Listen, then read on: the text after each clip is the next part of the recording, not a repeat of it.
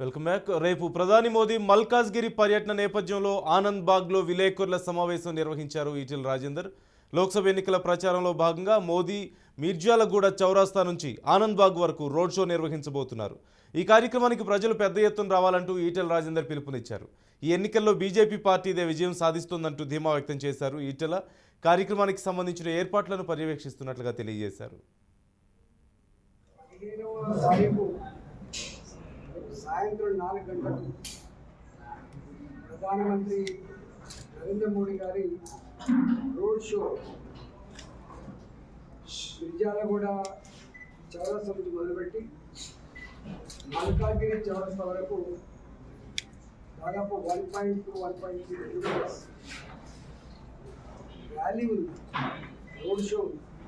ఈ దఫా ఓటు భారతీయ జనతా పార్టీకి, మరీ ముఖ్యంగా మోడీ గారికి వేస్తున్నటువంటి మాట అయితే ఉందో అది వాళ్ళ సర్వేలలో రిఫ్లెక్ట్ అవుతూ ఉంది.